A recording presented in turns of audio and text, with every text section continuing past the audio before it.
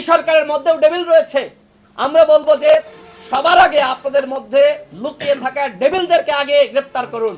Devil যারা অন্যায় করেছে, যারা গণহত্যা চালিয়েছে, যারা অবৈধ ইলেকশন করেছে, যারা জনগণের মতামতকে উপেক্ষা করে এদেশের জনগণকে ভোট দেওয়া থেকে দূরে রেখেছিল, তারাই তো ডেভিল। এই সরকারের মধ্যেও ডেভিল রয়েছে। আমরা বলবো যে সবার আগে আপনাদের মধ্যে লুকিয়ে থাকা ডেভিলদেরকে আগে গ্রেফতার করুন, তাহলে কিন্তু আস্থার জায়গাটা ফিরে আসবে। হ্যাঁ, সরকার তার নিজের সংস্কার শুরু করার মাধ্যমেই রাষ্ট্রের সংস্কার শুরু করেছে। সরকার তার নিজের মধ্যে ঘাপটি মেরে থাকা অপরাধীদের গ্রেফতার করার মাধ্যমেই সারা দেশে ডেভিলদের গ্রেফতার করা শুরু করেছে। এই নির্বাচনের ব্যাপারে জাতীয় ঐক্যমত দরকার। জাতীয় ঐক্যমত ছাড়া যে কোনো নির্বাচন হলে সেই নির্বাচন ব্যর্থ হতে পারে। স্থানীয় নির্বাচন বলেন, জাতীয় নির্বাচন বলেন, আমরা মাননীয় প্রধান উপদেষ্টাকে বলবো যে আপনারা একটি জাতীয় সংলাপের আয়োজন করেন, সেই সংলাপে গণঅভ্যুত্থানের সকল শক্তিকে ডাকেন, সেখানেই সিদ্ধান্ত নেন যে আপনারা আসলে আগামীতে কি করতে চান, আপনাদের রোডম্যাপটা কি হবে, কবে নির্বাচন করতে চান। এই বিষয়ে আমি মনে করি একটি জাতীয় সংলাপ আয়োজন করা দরকার।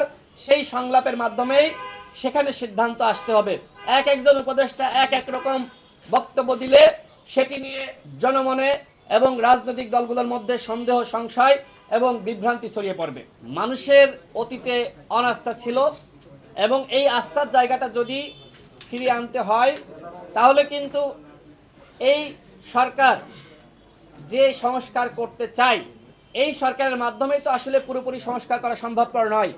সংস্কার একটি ধারাবাহিক প্রক্রিয়া, কিন্তু এই সরকার যদি সকল দলকে এক জায়গায় বসিয়ে একটি চার্টারে সংস্কার রূপরেখায় সবার স্বাক্ষর গ্রহণ করে, তাহলে আগামীতে যেই ক্ষমতায় আসুক না কেন সে কিন্তু ওই সংস্কার বাস্তবায়নে বাধ্য থাকবে।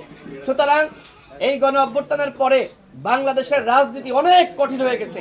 আগামীতে যেই ক্ষমতায় আসুক আগের মতন আওয়ামী স্টাইলে দেশ চালাতে পারবে না। ছাত্র এবং জনগণ তার প্রমাণ কিন্তু করে দেখিয়েছে, যেই ক্ষমতায় আসুক তার মধ্যে ভয় থাকবে যে আগামীতে সঠিকভাবে রাষ্ট্র চালাতে হবে।